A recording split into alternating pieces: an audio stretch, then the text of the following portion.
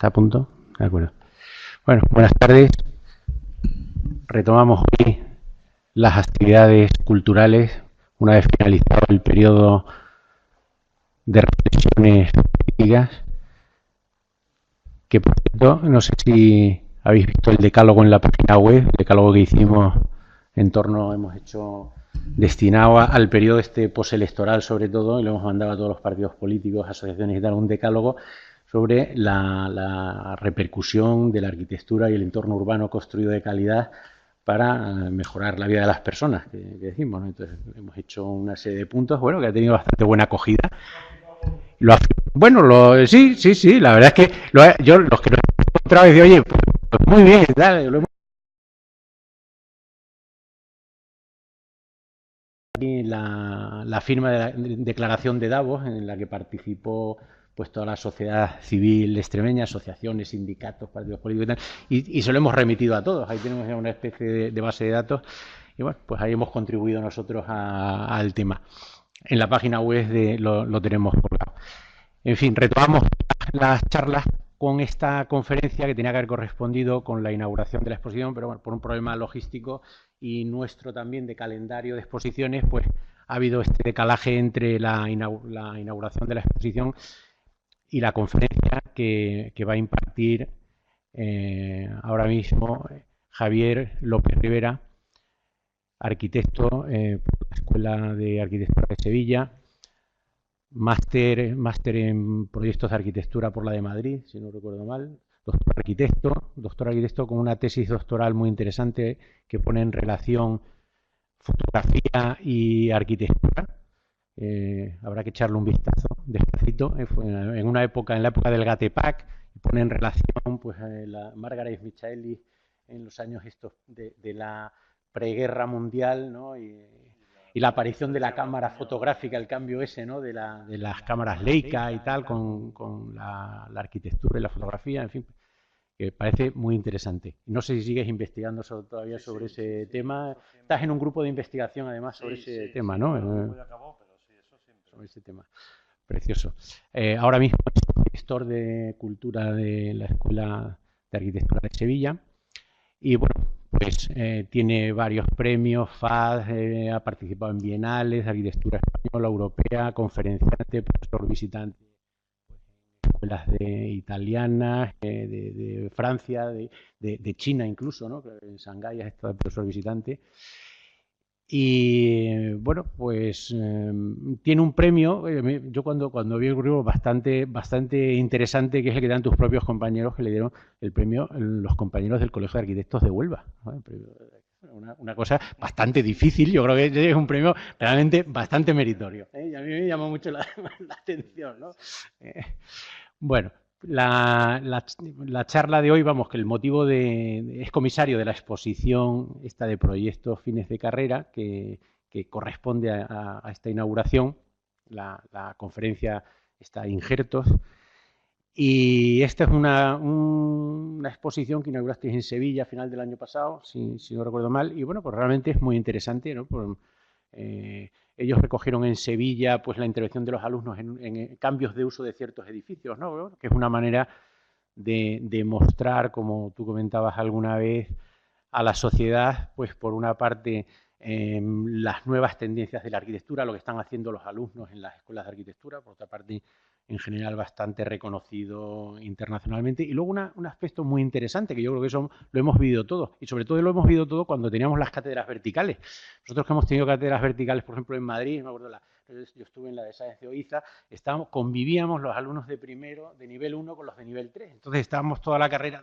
Entonces esa enseñanza del fin de carrera para los propios alumnos de la escuela es interesantísima porque es muy cercana. Yo recuerdo que allí aprendías lo mismo del profesor que del alumno de nivel 3, ¿no? O del fin de carrera. Era una enseñanza fantástica para la propia escuela, con lo cual yo creo que es una idea estupenda y enhorabuena por la iniciativa y adelante con la conferencia. Gracias.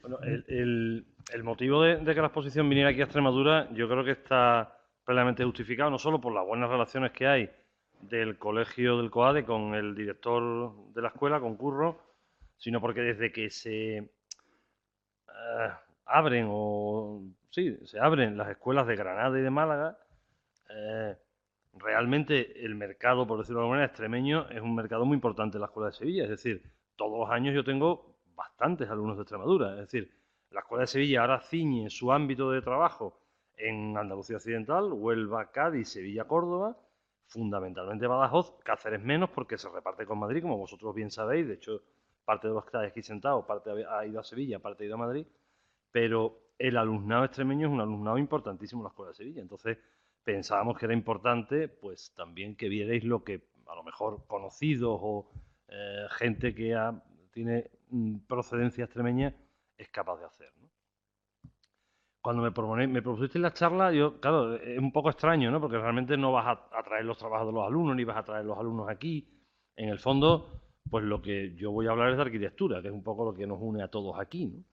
Y lo que siempre a los alumnos es difícil hacerles entender, de que el lotear un arte o un ámbito como es el arquitectónico en asignaturas no deja de ser una manera más fácil de entender un hecho complejo como es la arquitectura. Es decir, es como cuando vas al médico. Es decir, lo primero que el médico te hace no es darte un diagnóstico, sino es dividir tu problema en análisis, analizarlo por diferentes campos, análisis de sangre, análisis de orina, etcétera, etcétera.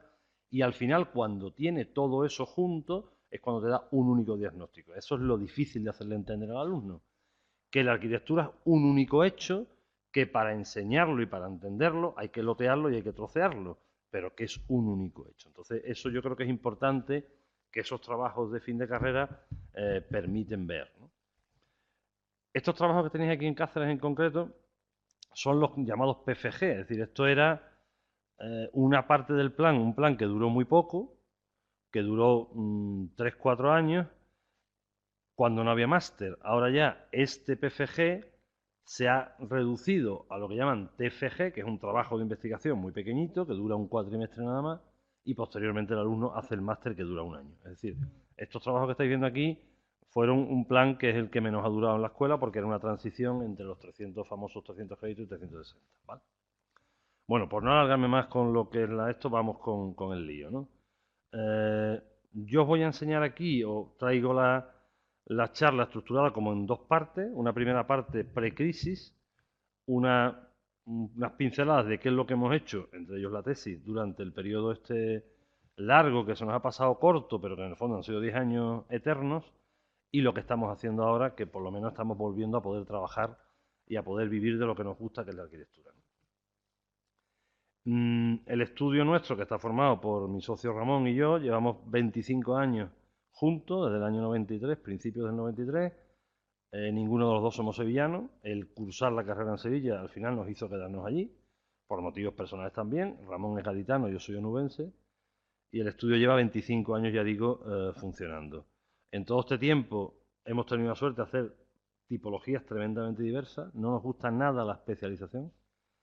No hemos tenido que especializarnos, sino todo lo contrario. Hemos tenido que tocar casi todos los ámbitos de la arquitectura, lo cual nos ha parecido muy provechoso. Quizás solamente ha habido un ámbito que no hemos hecho porque no se ha dado las características, que es el ámbito sanitario. No hemos hecho ningún centro de salud ni nada que tenga que ver con temas sanitarios, ¿vale? Estamos en un edificio histórico, en una ciudad con un casco histórico importantísimo, y algo que le contamos permanentemente a los alumnos es esto que José Ramón Sierra, un profesor mío que muchos conoceréis y que lo sufristeis a lo mejor en la escuela, o lo disfrutasteis, depende. José Ramón no deja a nadie indiferente, o lo amas o no lo amas. Efectivamente. Él hace poco, hace un mes, una entrevista en el Diario de Sevilla, contaba esto, ¿no? Que tiene, a mi juicio, toda la razón. Es decir, cada vez más a los arquitectos nos va a tocar intervenir sobre lo existente. Es decir, se acabó la etapa de hacer grandes edificios en una planta, sino lo que se va a tratar es de reformar lo que ya hay, ampliar lo que ya hay, mejorar lo que ya hay, modificar lo que existe. ¿De acuerdo? Estamos en un ejemplo estupendo, que es este Palacio de Camarena, rehabilitado en los años 90 como colegio de arquitectos. Por eso yo titulaba la conferencia como injertos. En el fondo yo voy a plantear 3 ejemplos de injertos, hay otros muchos, 3 ejemplos que hemos hecho nosotros, donde la nueva arquitectura o la nueva pieza o la arquitectura más contemporánea se inserta en ámbitos bastante históricos, ¿no? O suficientemente históricos. Ejemplos de injertos hay todos los que queráis. Esta pequeña abstracción de la Mezquita de Córdoba está contando, este es el logo del Cabildo Catedral de Córdoba, no es un dibujito que hayamos hecho nosotros, sino es el logo del Cabildo de la Catedral de Córdoba, donde de forma magnífica, a mi juicio, perfectamente abstracta, está contando cómo dentro de ese bosque de columnas que es la mezquita original, con todas sus ampliaciones, Hernán Ruiz, de forma tremendamente sabia, inserta o injerta el crucero renacentista, ¿no? Este tipo de dibujitos son a los que yo me dedico en mi asignatura, o sea, trato de intentar que los estudiantes sean capaces de representar sus ideas arquitectónicas mediante representaciones gráficas únicamente, no utilizando la palabra, sino que sean capaces de contar la clave, la esencia de su proyecto mediante dibujos que tienen mucho que ver con la publicidad, tienen mucho que ver con los logos, tienen mucho que ver con un lenguaje expresivo, nunca mejor dicho, ¿vale? Una de las obras que fue precisamente la obra que fue el Premio de Arquitectura de Huelva, eh, trabajaba sobre eso, trabajaba sobre edificaciones que ya existían. Y en concreto, lo que aprendimos nosotros de este rato, de esta época en un pueblo de la sierra, con un paisaje, con un clima, con una topografía completamente diferente del lugar donde tanto Ramón como yo somos, que somos de la llanura del Bajo Guadalquivir, territorios de marisma, territorios de mar, que no tienen nada que ver, aprendimos cómo nuestros antepasados han hecho arquitectura y han hecho ciudad y han hecho construcción. Por eso digo que cuando toca intervenir en edificios o en persistencias que ya existen, lo primero que hay que hacer es aprender cómo se ha hecho esto siempre, porque esto siempre se ha hecho, ¿no? Entonces, por ejemplo, una imagen aérea como esta que vemos de Val del Arco, aprendimos que en este tipo de pueblos que han crecido despacio, que no tienen una presión urbanística fuerte, no existe esa franja, como estáis viendo, es decir, el contacto entre la arquitectura y el territorio virgen o no tan virgen, utilizado por el hombre, es un punto de contacto que no tiene un espacio de transición rotulado por el hombre donde no es naturaleza y no es ciudad, sino que la naturaleza llega hasta las puertas de las primeras casas, ¿no? Es decir, esa no necesidad de rotular y de crecer, sino la necesidad de vivir con lo que uno tiene y modificar y rehabilitar lo que hay antes que colonizar mayores espacios, porque todos sabemos que el suelo es uno de los mayores tesoros que tenemos y sobre todo un tesoro que cuando se coloniza ya no tiene vuelta atrás, ¿no? Este es el tipo de labor que hicimos allí y sobre todo aprendimos a trabajar despacio, trabajamos con tapiales, trabajamos con gente de la zona que sabía hacerla y luego también aprendimos, imágenes como la de arriba, que vivimos en un territorio como en la Comunidad Andaluza, que históricamente ha sido un territorio limitado en recursos económicos, un territorio pobre donde la gente está acostumbrada a injertar incluso espacios de mobiliario, cabeceros de cama como barandillas o cualquier otro tipo de historia que haga que la cabeza se te agudice cuando los recursos son escasos. Y nosotros casi siempre hemos trabajado con recursos muy limitados. No solo os traigo el logotipo del ejemplo del injerto del crucero en la Catedral de Córdoba, sino, por ejemplo, este caso de la capilla de San Fermín en Pamplona dentro de la iglesia gótica de San Fermín, que está junto al lado, ¿no? Si estáis viendo perfectamente como dos estilos arquitectónicos completamente diversos están conviviendo y están conviviendo en armonía. Nos cabría preguntarnos, bueno, ¿cómo debemos actuar con persistencias? ¿Cómo debemos actuar frente a arquitecturas históricas? ¿Cómo debemos actuar frente a lo que ya está construido? Yo esto lo aprendí en Madrid, lo has contado tú también, en el máster con Javier Carvajal. Él contaba, y para eso traigo esta imagen un poco para explicarlo, que la clave es la encrucijada del espacio-tiempo. Es decir, uno no puede actuar en Cáceres en el siglo XXI igual que en el siglo XVIII, pero tampoco puede actuar en el siglo XXI en Cáceres igual que en Varsovia.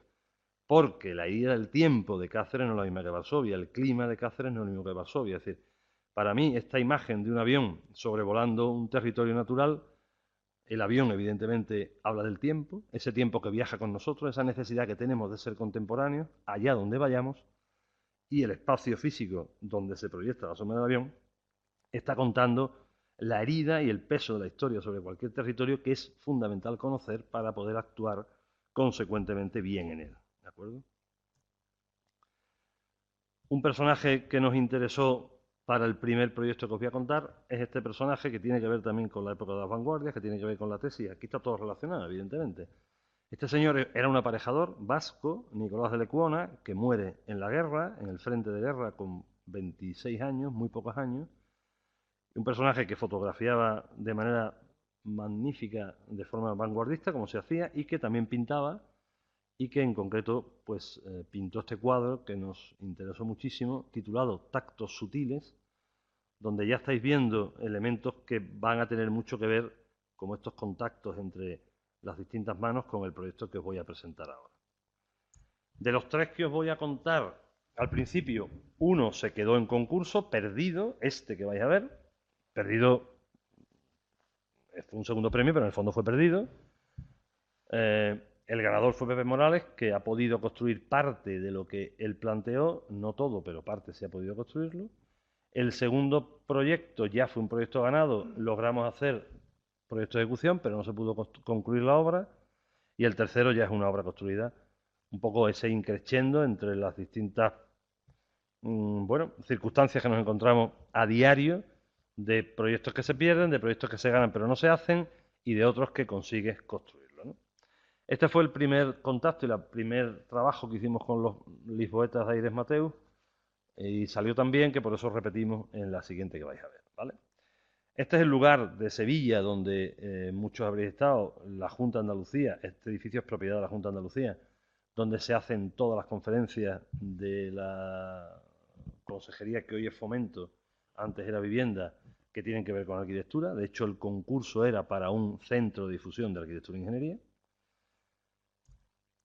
El edificio es un edificio suficientemente potente, un antiguo convento, la iglesia y el compás es lo que está rehabilitado por completo, y este claustro que veis aquí, ahora con la obra de Pepe Morales, se ha decentado, se ha consolidado y se ha puesto en uso al aire libre, no tiene un uso todavía cubierto porque las dependencias cubiertas simplemente se han consolidado para evitar su deterioro.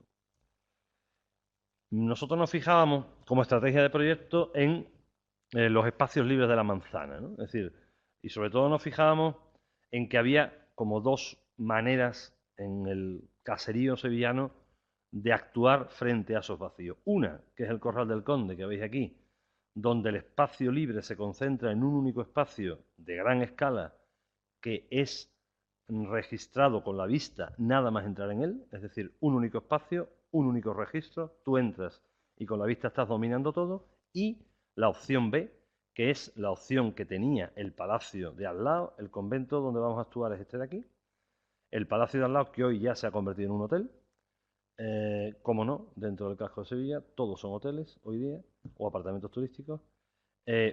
Tenía una estructura de patios que no tenía nada que ver con esta, es decir, eran patios muy geométricos, pero lo que nos interesaba de ello era esa secuencia de espacios libres que permitía recorrerlos todos en planta baja y que permitía, a nuestro juicio, una experiencia al visitante mucho más rica, más llena de matices que la visión de un solo golpe de vista de todo el espacio. Una vez que ya lo ves, parece que no te quedan más secretos, sin embargo, esta opción nos parecía como más interesante. De tal manera que los primeros croquis intentan plantear eso, es decir, estructurar todo este espacio vacío que hay que colonizar con una pieza en una planta en unos vacíos geométricamente muy claros, y una vez insertados esos vacíos en la trama, vacíos que se van a unir a los ya existentes, una vez insertados esos vacíos, como si fueran unos moldes de un encofrado de hormigón, verter todo un magma entre esos vacíos y los límites medianeras y calles y colonizar con la pieza edificada todos esos espacios. De tal manera que son los vacíos los que estructuran la composición, los que estructuran la edificación, y posteriormente, como si de un magma se tratara, la edificación va a colonizar todo eso, ¿vale? Esta es la pieza ya resuelta. Lo que aparece en gris más oscuro es el edificio existente. Este es el claustro que hemos visto, que si os habéis fijado tiene un espacio, uno de sus laterales no existe, está demolido.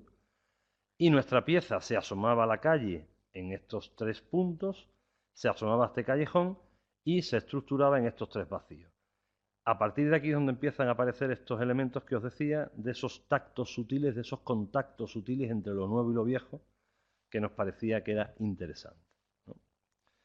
A la hora de distribuir el interior de esta pieza de nueva creación, pensábamos que esa relación que tiene que haber en un espacio museístico, por decirlo de alguna manera, entre espacio servidor y espacio servido, podía seguir las mismas leyes que seguía la implantación global. Es decir, las salas limpias, las salas expositivas, iban a tener una geometría muy clara y una vez implantada estratégicamente en los sitios que nos interesaban, todo el resto se iba a llenar de espacios servidores, circulaciones, almacenes, escaleras, de tal manera que esa misma ley que crea o implanta el sistema es la que sirve en un segundo nivel para implantar la distribución interior. Todo ello al final lo que va a hacer es que este recorrido, que aquí está en negro, sea el que vaya sorteando todos estos espacios, creando en el visitante una experiencia rica, porque en cada punto va a ir recorriendo esos distintos espacios. Una de las claves de la propuesta era que en periodos en los que el edificio estuviera abierto, fundamentalmente por la mañana, el visitante que viene por esta calle, atravesando este callejón, pueda recorrer el edificio abierto y salir hasta otra calle, y a la vez que acorta terreno, se empapa de las exposiciones que aquí haya en su día. En el fondo lo mismo que hacemos con los estudiantes en el hall de la escuela ahora. Todas las exposiciones están en el hall, lugar que el estudiante tiene que atravesar sí o sí, de tal manera que cuando uno va caminando, y muchas veces le colocamos la exposición estratégicamente para que tenga que toparse con ella y sortearla y atravesarla, porque es la única manera que al final ves o te encuentras con la cultura sin tener que ir a por ella. Porque si creas a veces una sala de exposiciones, profesor, es mucho más difícil que la gente vaya. Al final, el organismo este que veis aquí, todo la pieza de nueva creación tiene una altura uniforme, eso sí que diríamos que fuera fundamental, que tuviera una altura uniforme, que sus cubiertas fueran completamente distintas a las cubiertas inclinadas que la iglesia y todo el claustro posee, y que evidentemente la clave fueran estos puntos de contacto, estos tactos sutiles entre lo nuevo y lo viejo. De hecho, la pieza nueva construye el lateral que falta del claustro y se asoma a el claustro existente. La siguiente aventura fue 3 años más tarde de terminar esa fue en el 2004, esta fue en el 2007, en un nuevo convento, en este caso en Málaga, lo veis aquí, un convento que es extramuros. Málaga, ya sabéis que la herida del río Guadalmedina divide el casco histórico, donde veis la catedral, de la zona extramuros, ¿no? El convento se sitúa en un lugar bastante alto, de hecho se construye, se funda por los trinitarios en el lugar donde se coloca el campamento de Isabel la Católica en el asedio a la ciudad de Málaga, lógicamente desde el oeste, que es por donde se asedia la ciudad, y tiene una peculiaridad que ahora veremos importante en cuanto a que está colocado en una meseta, elevado sobre las calles circundantes, y es un objeto como que no lo ves, no lo dominas, es como una especie de cofre secreto que está ahí arriba y al que hay que llegar, ¿no? Luego, si queréis, os contaré las vicisitudes que hemos tenido con esto. Otro de las razones por las que lo traigo es un poco por parte de lo que nos toca ahora más cada vez a los arquitectos, que es ser directores de orquesta, es decir, esa labor del arquitecto solitario en su estudio ya no existe. En este caso, la gran dificultad del concurso, del desarrollo del concurso, fue lidiar con todos estos equipos que veis aquí, 2 equipos de arquitectura, un equipo de museografía, un equipo de museología y un equipo de paisajismo, más los arqueólogos. Es decir, esto era un tutum revolutum, donde lo difícil fue templar gaitas, coordinar equipos y dirigir la orquesta, ¿no? Eso fue lo complicado. Sobre todo lo complicado fue llegar al final, sin que esa cuerda que muchas veces se tensó se rompiese, ¿vale? El edificio es de un empaque tremendo, su fundación, la mayoría del edificio que vemos ahora es del siglo XVI, ha tenido adiciones, posteriormente, tras la desamortización, pasó a manos militares, que durante el proceso militar hicieron todo tipo de perrerías sobre el edificio. La iglesia la dividieron con un forjado interior, crearon muchísimos edificios perimetrales porque las necesidades de la tropa eran bastante grandes y el edificio, por su fisonomía, no podía cubrirlos.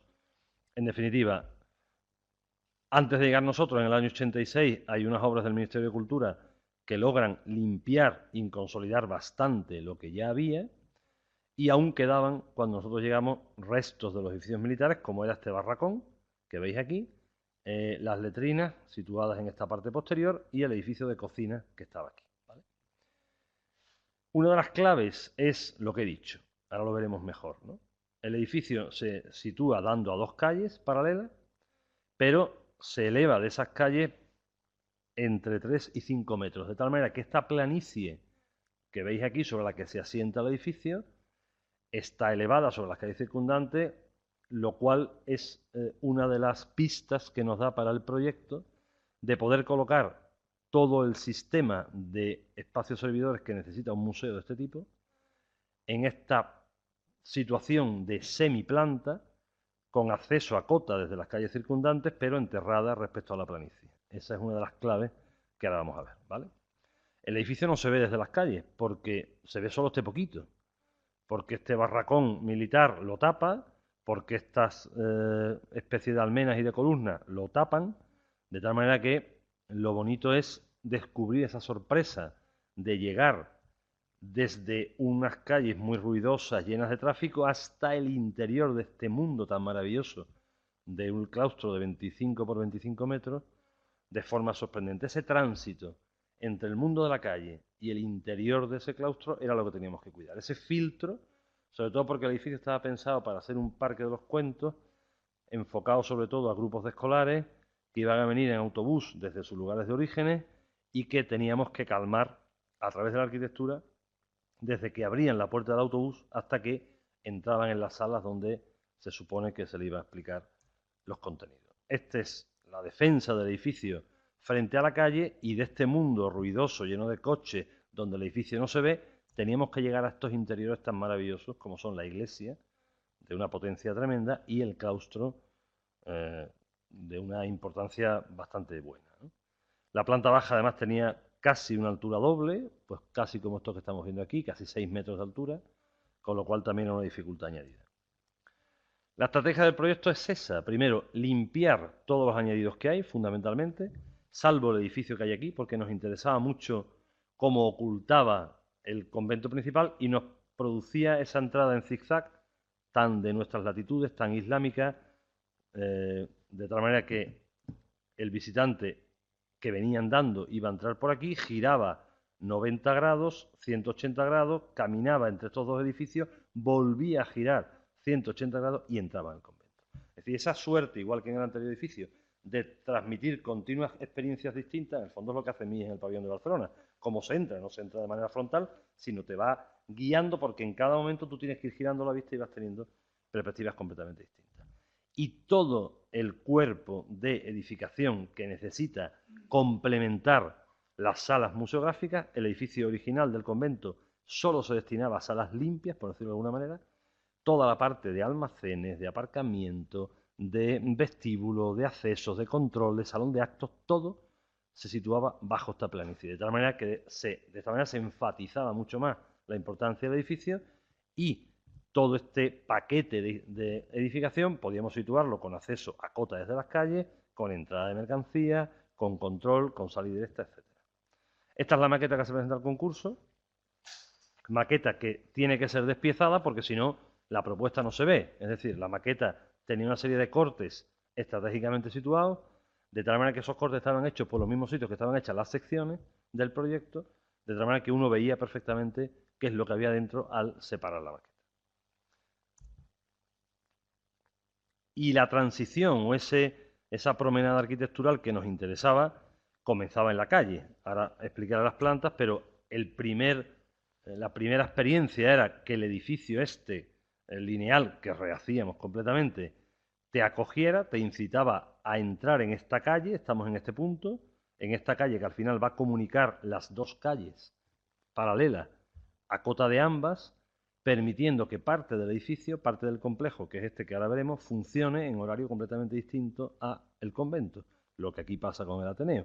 Es decir, estos espacios se le daban al barrio, salón de actos, sala de exposiciones temporales, de tal manera que el edificio podía estar cerrado, pero el barrio podía disfrutar a nivel vecinal de esta parte. Uno, ya digo, entraba por aquí, desde este punto ya estaba viendo la luz que le estaba llamando al fondo, en una suave descenso iba bajando, este es el descenso, una calle iluminada cenitalmente, llegabas a este punto, en este punto de nuevo una luz cenital que ahora veremos te incitaba a entrar en este gran vestíbulo, donde desde ese mismo instante ya estabas viendo el edificio patrimonial al cual tenías que llegar, ya se establecía ese diálogo entre la nueva arquitectura y la vieja arquitectura, y posteriormente, a través de una escalera bastante importante, se accedía y ya empezabas a ver las techumbres del edificio original, que es uno de los principales valores, los artesonados que tiene ese edificio. De tal manera que todo este recorrido es el que iba haciendo que el visitante se fuera calmando desde el mundo ruidoso de la calle hasta el interior del convento. No me voy a detener en las plantas porque no creo que tenga sentido. Simplemente plantearos un poco cómo es la estructura del edificio. Dos plantas, por decirlo de alguna manera, subterráneas. Una sí es subterránea, completamente, y la otra está a cota de calle, es decir, es una semiplanta. Y dos plantas sobre la rasante del convento, cuyos espacios libres se convierten en un parque para el barrio. Sí, la operación no era solo rehabilitar el convento y complementarlo con los usos que necesita, sino provocar que el barrio disfrute de un espacio al aire libre donde con el clima de Málaga se puede hacer prácticamente de todo. Aquí veis un poco más detenidamente eso que os comenté, esa calle interior iluminada cenitalmente que permite que los visitantes de la zona norte entren también aquí y no tengan que dar toda la vuelta a la manzana, que los flujos principales se provoquen por aquí, todos llegan a este óculo, a este gran vestíbulo donde está el salón de actos, etcétera, las taquillas, guardarropas, control, y desde aquí ya suben hacia arriba, ¿vale? Los camiones, los vehículos de carga y descarga, el parking entraba por aquí, a ver si sale, por aquí, a cota de calle, sin tener necesidad de rampa ni nada de nada. Y estos montacargas son los que comunicaban todas las piezas, instalaciones, aljibes, con el edificio del convento que se situaba aquí. De tal manera que los puntos de contacto eran no solo esta escalera, sino este grupo de ascensores y este grupo de montacargas.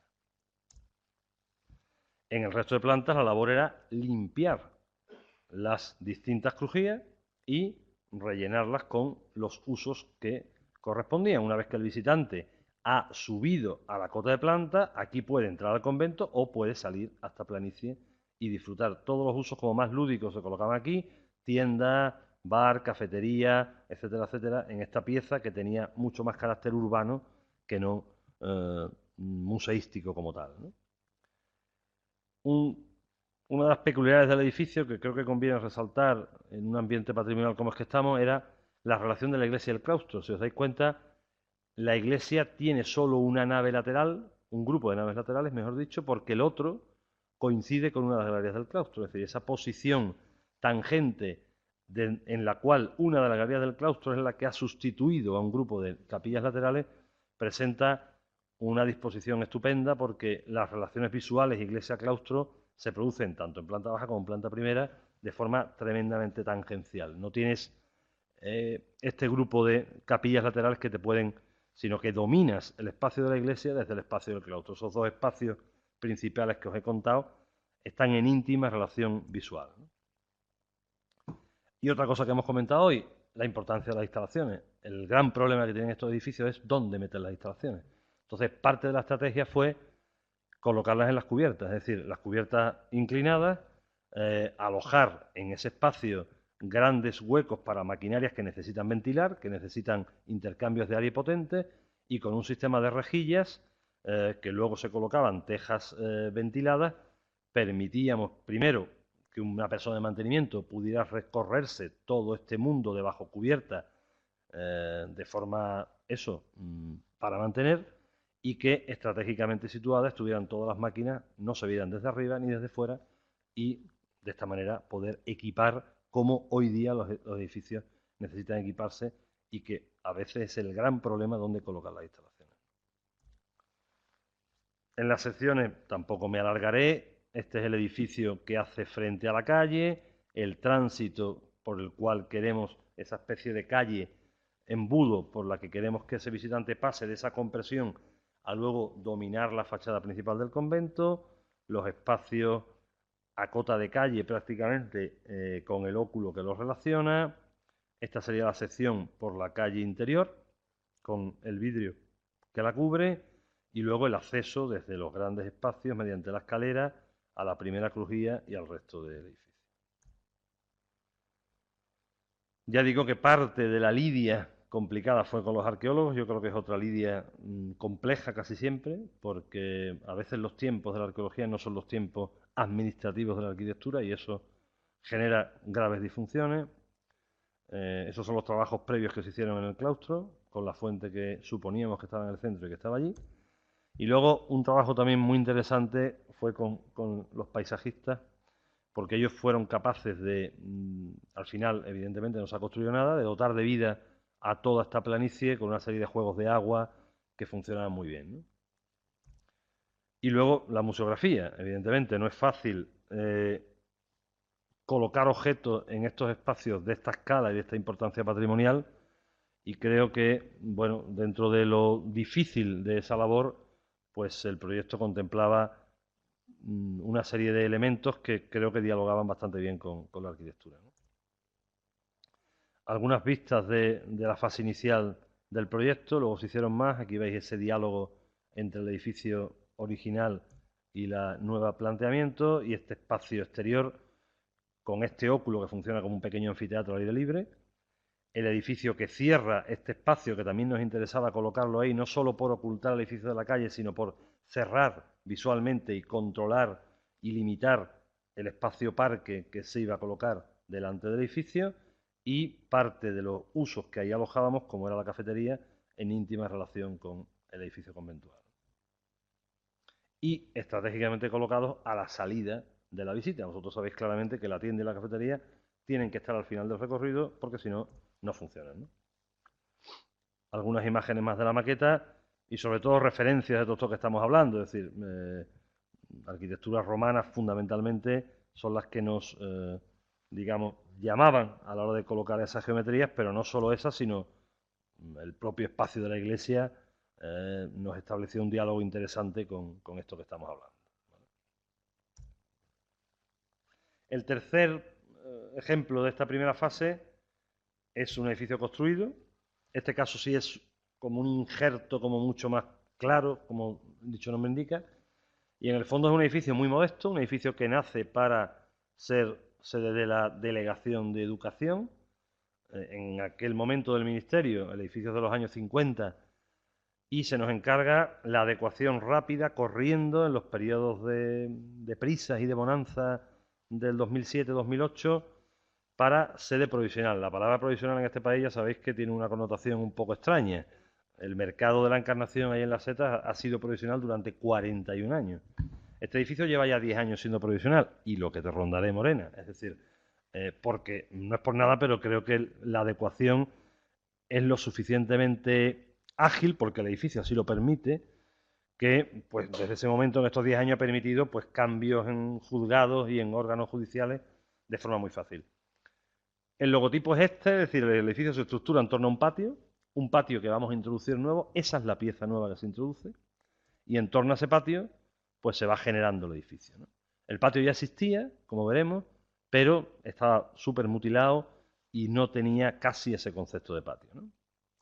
Nosotros titulábamos el proyecto como La Bestia y la Bestia, por aquello que decía el cuento de que la belleza está en el interior.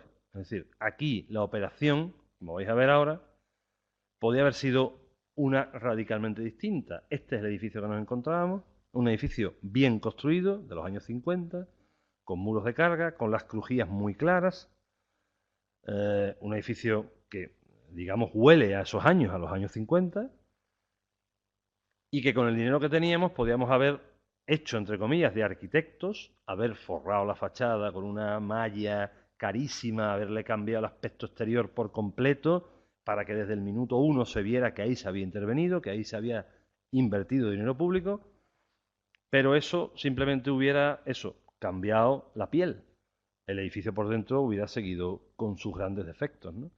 Nosotros preferimos hacer lo contrario, es decir, concentrar todos nuestros esfuerzos económicos y arquitectónicos, pero sobre todo económicos, en una gran pieza central que se iba a introducir, ahora lo veremos, desde el sótano que no existía hasta por encima de las cubiertas existentes, de tal manera que con ese gran gesto y con ese nuevo corazón, el edificio iba a cambiar por completo. Es como si, en vez de hacerte un lifting de cara, pues lo que haces es un trasplante de corazón. Es decir, parecía más interesante o parecía que iba a durar más si cambiábamos el corazón que no si nos estirábamos la piel. Este es el edificio tal cual estaba. Las principales operaciones se hacen en el entorno que veis marcado ahí, fundamentalmente en el patio y en las galerías, pero también en esta pieza porque todos los núcleos de comunicación se van a situar ahí. El patio, como estáis viendo, tenía un carácter que no era tal, es decir, porque las fachadas no eran coplanarias, había remontes traseros, había zonas que tenían galerías, solo en 3 partes, en la otra no, se había construido, en fin, en planta baja tenía un carácter como muy banal, pues esto es lo que era, ¿no? Ya estáis viendo que no había un concepto de patio como tal, ¿no? Entonces nosotros pensábamos que para nosotros el patio o el punto donde teníamos que meter el bisturí, nunca mejor dicho, tratándose de ese símil de la operación de corazón, era estos muros, ¿vale? Liberar todas las crujías, que tenían unas dimensiones magníficas para alojar todo tipo de historias. Casi no había pilares interiores, salvo esta hilera de aquí. Y en base a esto, el edificio, que iba a ser administrativo, podía funcionar perfectamente hoy como oficina judicial, mañana como lo que fuese, ¿vale? Estos croquis es lo que cuentan, en el fondo, este es en la sección desde la calle, el patio y la zona trasera. Había que actuar aquí, en el corazón, necesitábamos archivos, el único sitio donde podíamos buscarlo era excavando en esa parte. Esta parte de Huelva tiene un terreno muy bueno, cosa rara, con lo cual podíamos bajar perfectamente. Y esta operación de patio tenía que verse desde fuera. Es decir, cualquiera que pasara por la calle tenía que detectar que aquí había pasado algo nuevo, porque si no se nos iban a echar encima, es evidente, ¿no? Y aquí también esos tactos sutiles de ese cuadro de Lecuona queríamos que estuvieran. Es decir, esta nueva pieza tenía que tocarse de forma como muy sutil, elevarse por encima de las cubiertas, de tal manera que también esa pieza tenía que ser capaz de alojar todas las instalaciones que íbamos a necesitar, de tal manera que con ese gran cofre resolvíamos casi todo, ¿no? Y en la maqueta se ve muy claro. Esa operación arranca desde abajo y se convierte en unas galerías equipadas, un muro cortina y todo el sistema de ventilación del suelo de planta baja que permite que todos los archivos que están en el sótano puedan iluminarse y ventilarse solo. De tal manera que ese cofre, esa pieza que ahí veis con el sótano, va a ser nuestro nuevo corazón que vamos a insertar. Ahí lo tenemos colocado y aquí tenemos hecha esa operación de bisturí donde ya hemos limpiado el patio y ahora vamos con la manita a empezar a introducir esta pieza que quedará colocada por encima de las cubiertas y que por su posición central va a irradiar novedad en todo el edificio. Aquí veis un poco la operación ya en planos de verdad. Estas son las galerías, los espacios para las instalaciones, la manera de iluminarse y ventilarse por ahí, las crujías existentes, el sótano. Este es el sótano con los archivos. La planta baja, tampoco me extenderé, evidentemente es la más pública, es la que tiene, o sea, el programa se estructura, la planta baja tiene las salas de vistas, el registro civil, donde todo el día acude mucha gente, la gente va a circular por el patio, las galerías van a convertirse en zonas de espera, el patio va a servir para que todo el mundo que aquí acude, normalmente nervioso, porque va de testigo, porque va a ser juzgado, pueda salir a fumar, pueda salir a contemplar, ahora lo veremos, trozos de naturaleza metida artificialmente en ese espacio, en esas bandejas del patio, y posteriormente la planta primera va a ser un poco más privada y la segunda va a ser absolutamente privada. Estos edificios, los que hayáis trabajado con esta tipología, sabéis que tienen problemas de recorridos funcionales, los jueces entran por atrás, circulan por una circulación completamente distinta, acceden a las salas de vistas por aquí y no se mezclan con el público, tiene que haber aseos para personal, núcleos de circulación para personal, aseos para público, etcétera, etcétera.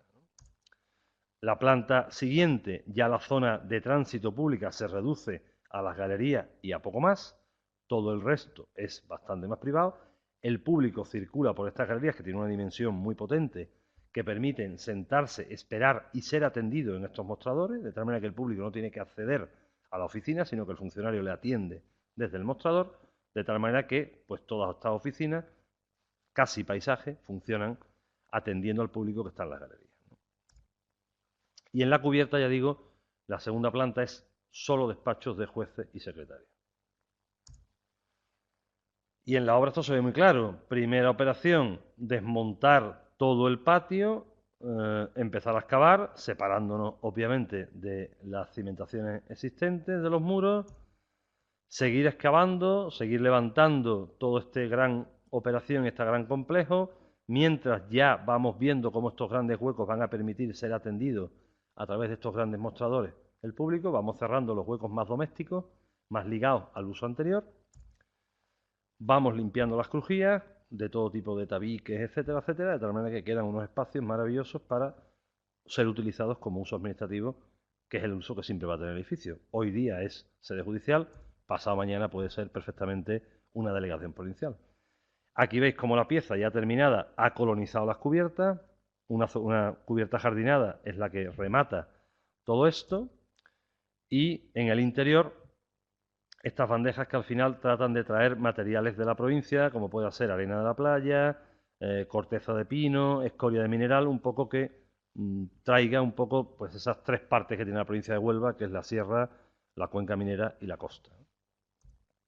Y en el interior, pues un edificio completamente nuevo, que nada recuerda a lo que allí había, con también una serigrafía vegetal de los muros para que intentar incorporar parte de naturaleza en el interior del edificio, ¿no? Más detalles del interior, que no me detendré. ¿Y en el exterior qué? En el exterior un simple lavado de cara. No nos llevaba el dinero para más. Los huecos se rehacen, las carpinterías se cambian, obviamente, todo se pinta, pero aparentemente no nos interesa hacer gestos superfluos, sino nos interesa que desde el exterior, eso sí, cuando uno pasa por la calle y abre esta puerta, ya empiece a verse todo este mundo que en el interior sí queremos que sea, ¿no? De tal manera que no queremos mostrarnos a la calle, sino que haya que descubrir ese mundo que se ha colocado al interior. En el fondo, otro señor que nos interesa, Marcel Duchamp, que él lo que viene a contar con este ready-made que todos conoceréis de rueda de bicicleta sobre taburete de madera, esto lo contaba, se lo escuché yo a Navarro Valdevez, que cuando uno hace este tipo de injertos, la clave está en esos puntos de contacto, ¿no?, entre lo nuevo y lo viejo, es decir, cómo se relacionan la nueva arquitectura con la que ya existe, es decir, esos tactos sutiles o esos contactos entre la nueva pieza y la existente, ¿no? Y llegó la crisis, y todo esto se acabó, y todo esto se fue al traste. Este tipo de dibujitos que veis ahí son de un libro que yo les cuento a los alumnos que se llama Pensar con imágenes, que en el fondo es eso lo que tienen que hacer, ser capaces de expresar sus ideas con imágenes. Y esta imagen lo que cuenta es eso, que al 2009, gris, gris, gris, le iba a suceder los brotes verdes del 2010. Eso fue mentira, como todos sabéis, evidentemente. O dibujitos de este tipo que contaban que los nubarrones estaban en la Europa del Sur, mientras el resto de Europa no se enteraba de lo que pasaba. O este tipo de dibujos que convertían la crisis en un laberinto, porque lo difícil era cómo salir de la crisis o por dónde salir de la crisis, ¿no? Pues este fue el tiempo. Y la pregunta, bueno, ¿y qué hicimos nosotros en este periodo de crisis? Pues dedicarnos a investigar, dedicarnos a hacer la tesis, por ejemplo. Esta es la portada original de la tesis, donde se hablaba, a mí siempre, yo soy un gran aficionado a la fotografía, porque la fotografía me da lo que la arquitectura no me da, que es la inmediatez y la rapidez. Es decir, estos procesos de arquitectura que cada vez son más lentos, en el caso de un proyecto complicado, desde que tú tienes la primera idea hasta que lo ves construido, pueden pasar perfectamente 10 años, la fotografía cada vez más rápida. Entonces, una decisión mental fotográfica la ves en 0,1. Entonces, esa rapidez compensa, a mi juicio, por lo menos en mi persona, la gran paciencia que hay que tener cada vez más con el hecho arquitectónico. Yo estudiaba esa relación en esos años donde arquitectura y fotografía empiezan a entenderse, ¿Por qué? Pues porque aparecen efectivamente unas cámaras muy ligeras que permiten llevarlas en el bolsillo y permiten fotografiar de abajo arriba, de arriba abajo, y ya no es ese armatoste que hay que trasladarlo, que hay que revelar, que hay que esconderse, etcétera, etcétera. Y sobre todo la nueva arquitectura de esta época necesita un vehículo maravilloso para llegar a la sociedad. Y entonces ese es el momento en el que se produce esa común unión entre una arquitectura que necesita venderse y una fotografía que es muy buena para vender la arquitectura. También hicimos alguna obra en este periodo. En el 2012-2013 vino un dinero del Ministerio para hacer una primera fase de ese proyecto grande que habéis visto y poder consolidar el edificio.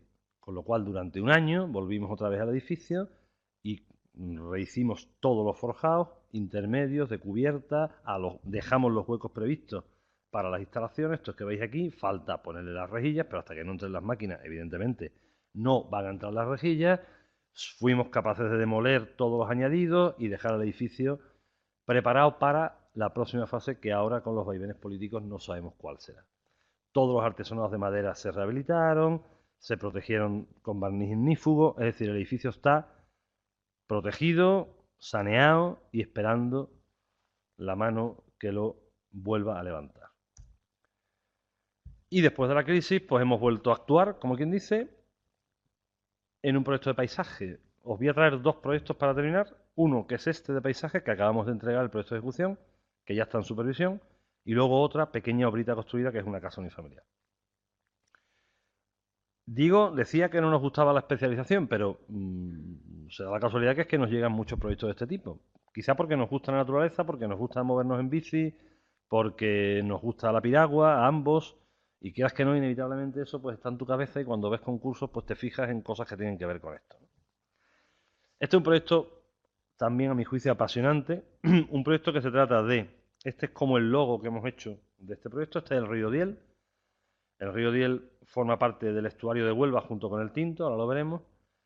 Y el río Diel tiene como un estuario sur, que es desde la ciudad de Huelva hacia la desembocadura, mucho más conocido, mucho más difundido, mucho más valorado, y un estuario norte, desde la ciudad hacia el norte, nunca mejor dicho, donde ya el río no es único, sino que es un montón de caños, un montón de afluentes, un montón de historias. Un recorrido que incluso yo, que fíjate, me he criado en esta ciudad, casi no conocía, tremendamente desconocido para la población. Un proyecto que en el fondo trata de crear una infraestructura que sirva para disfrutar de la naturaleza, para el ocio activo, para la interpretación patrimonial, la interpretación ambiental, es decir, para todo eso que la sociedad hoy demanda. Una sociedad que si sumamos la población de Huelva, Gibraleón, Aljaraque, Corrales, suman aproximadamente 200.000 habitantes, que tienen en este espacio que está hiperprotegido, que es reserva de la biosfera, donde crían la mayor concentración de espátulas, por ejemplo, de Europa, y que ahora mismo es un espacio absolutamente desconocido y olvidado. Entonces, esta infraestructura, que en el fondo es un bucle, ahora lo veremos, de 30 kilómetros en torno a este espacio que conecta no solo estas tres poblaciones con una movilidad sostenible, de tal manera que cuando esté terminado el proyecto uno va a poder ir en bicicleta de Gibraleón a Huelva a diario, que son como 12, 14 kilómetros, de forma maravillosa, en vez de estar pegado a la carretera, estar pegado a una reserva de la biosfera, pero que va a servir también para interpretar, visitar y disfrutar de un montón de espacios patrimoniales que ahora veremos, ¿no? En el fondo, donde estamos actuando es aquí, que este es el Golfo de Cádiz, como todos sabéis, al final aquí hay una división provincial entre Huelva y Cádiz, una división que además tiene a Doñana en medio y que hace que sean dos provincias muy similares en todos los aspectos, pero entre las cuales no ha habido flujo ninguno. Yo creo que nuestro estudio es uno de los pioneros en unir a gente de Huelva y gente de Cádiz en un lugar común como es Sevilla, y que es un territorio que tanto la Bahía de Cádiz, de donde procede mi socio, como los estuarios de Ayamonte, de donde procedo yo, pues no son más que patitas de un mismo arco, de un mismo espacio, que en este caso nos toca actuar en él, ¿no?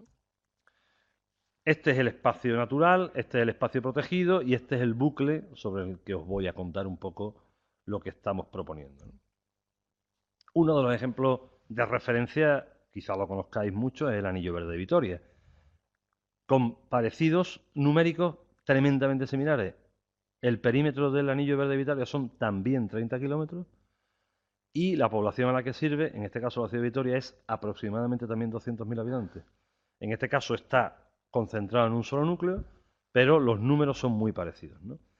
Este caso es distinto en el sentido de que este anillo no se crea ex profeso en un solo gesto, en una sola intervención, con una sola inversión, sino que al final lo que va uniendo es una serie de parques periurbanos que había en la ciudad, que son preservados del crecimiento urbano, que en ocasiones, como veis, salta, y que después de existir estos parques, pues se va uniendo por una serie de vías ciclables que en ocasiones tienen tramos más urbanos, como este de aquí, como es este de aquí, como es este de aquí, o como pueda ser este de aquí, y que en ocasiones pues es un entorno tremendamente rural, por decirlo de alguna manera.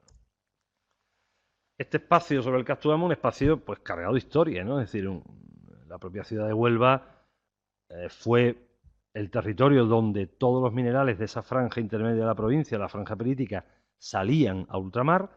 La ciudad estuvo llena de muelles de cargaderos de mineral, de los cuales tristemente quedan muy pocos. De todos estos que veis aquí queda el de Río Tinto y uno de estos dos de Tarsis. Este ya no existe y este ya no existe.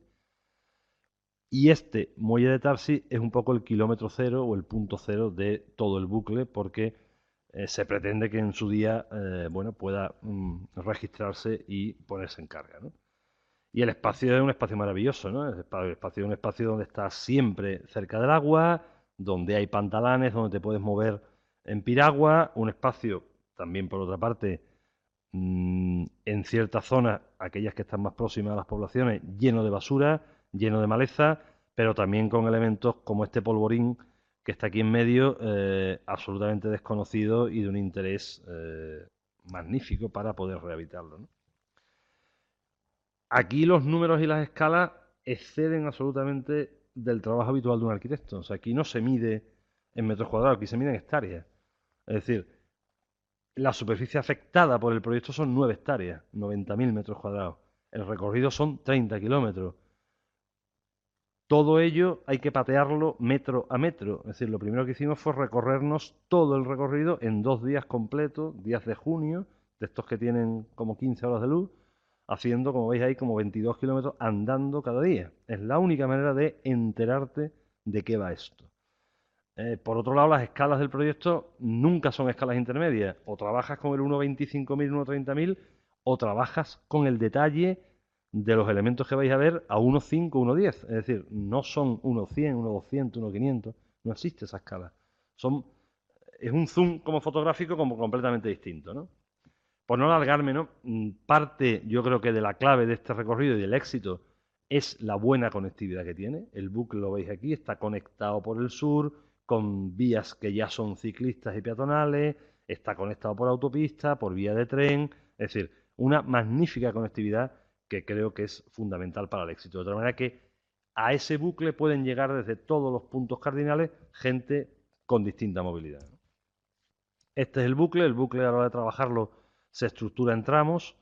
Los tramos son como zonas con un cierto denominador común, ambiental, paisajístico, patrimonial, de materiales, etcétera. En cuanto a materiales, pues debido a su enorme variedad, hemos trabajado partes más permanentes, como más duras, de asfaltos con sus tonos y sus tintadas, incluso de placas alveolares reutilizadas de hormigón, sobre todo en esta zona, en la zona que va de Huelva a Giroleón. Toda esta parte es como la más dura porque es la que se pretende que sea más utilizada como movilidad sostenible entre dos poblaciones, y sin embargo toda la parte oeste, que es mucho más rural y mucho más salvaje, por decirlo de alguna manera, hemos empleado materiales mucho más terrizos, madera, mucho más blandos, ¿no? Los valores ambientales son los que dan nombre a esta historia, es decir, no solo es la reserva de la biosfera, que es la que tenemos que abrazar y a la que tenemos que llegar, sino que luego hay una serie de pequeños elementos que no me extenderé, con un valor patrimonial bastante grande. Perdón, ambiental, los patrimoniales exactamente igual, todo tipo de yacimientos arqueológicos, este polvorín que os cuento aquí, un molino de marea, el propio cargadero de mineral, es decir, todo un recorrido que va a ayudar a interpretar todo esto, ¿no? Por ir concretando, es decir, esto es como, o nosotros lo interpretamos como un texto. Un texto tiene lo que son las letras, y luego tiene sus puntos de exclamación, de interrogación, punto y seguido, punto y aparte, es decir, como los episodios puntuales, ¿no? Que son sobre los que me voy a extender. Ya os he comentado un poco el tema de pavimentos, que es la principal decisión. Hombre, la primera decisión, pero no me quiero extender, es por dónde circular. La mayoría del recorrido aprovecha vías de ferrocarril en desuso. Este tramo era la vía que va de Giraleón a Ayamonte. Este tramo era la vía de Tarsis que desembocaba en el Cargadero. Y sin embargo, por aquí vamos primero por vías pecuarias hasta aquí, y por aquí ya vamos prácticamente pegados a la marisma, y a partir de aquí atravesando salinas en desuso y en abandono hasta llegar a la ciudad. Y al llegar a la ciudad vamos por el paseo marítimo colonizando la marisma, ¿vale? Entonces voy a enseñar como algunas operaciones donde la arquitectura está más presente. Una de ellas es la operación de este paseo marítimo. No es un paseo marítimo a la sazón, como vais a ver, pero sí es un paseo marítimo, como dijéramos, low cost. Luego, otra operación importante es un puente que hay que hacer, donde estaba el puente ferrocarril, que una riada se llevó. Hay que construir un nuevo puente. Aquí, en una zona de suelos contaminados por minas, construimos un par de pérgolas para que den sombra, parada, estancia y tal. Y aquí, en este punto, construimos un mirador porque la visión es magnífica y porque, bueno, es un punto estratégico, ¿no?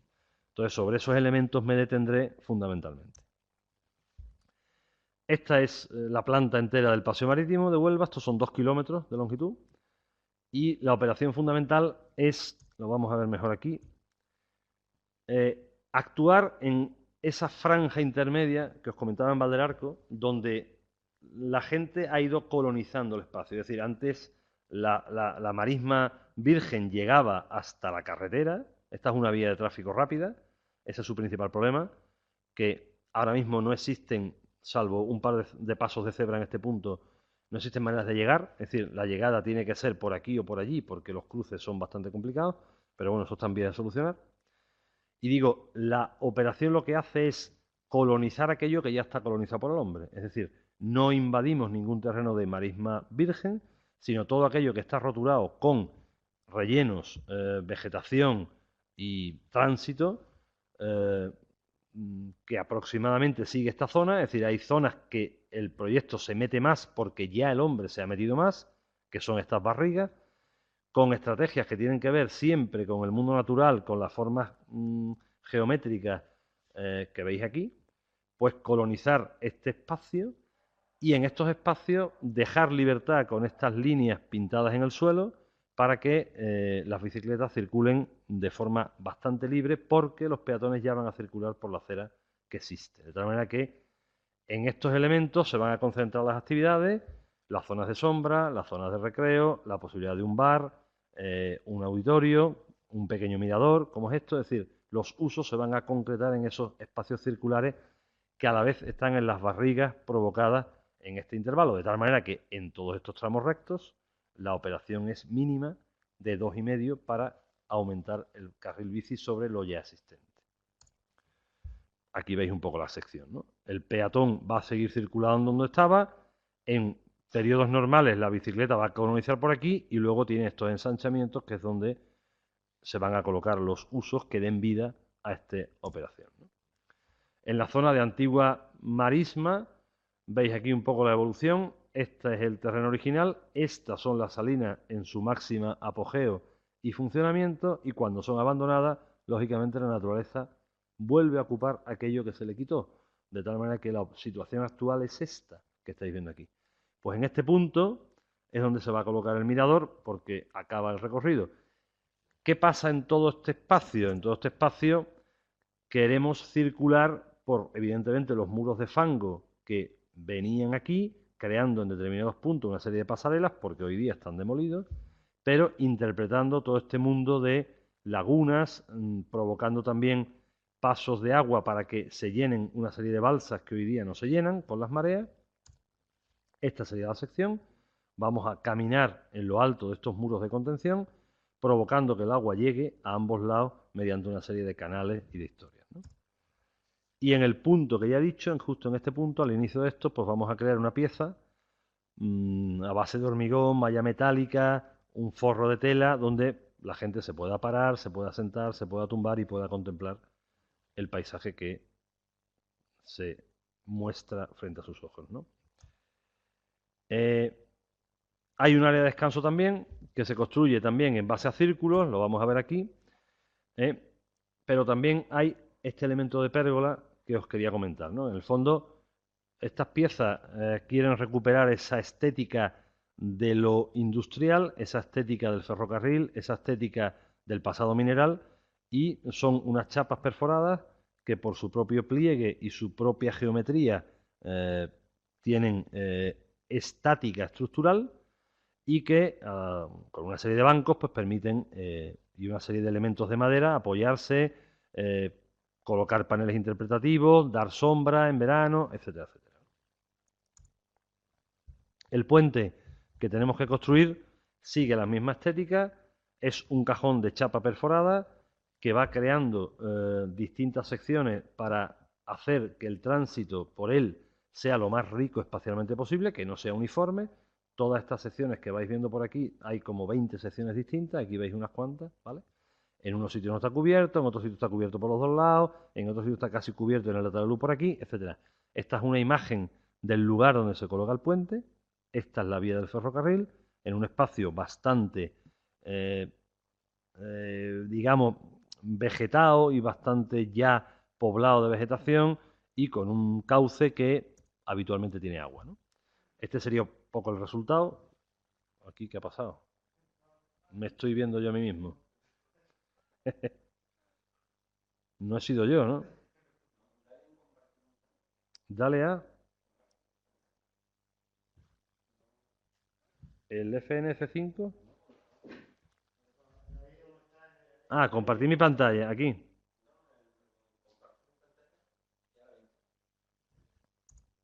Vale.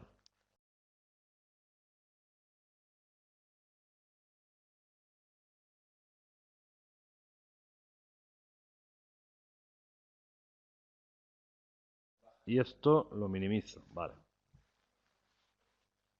Esto ya que tengo que acabar, ya estoy acabando.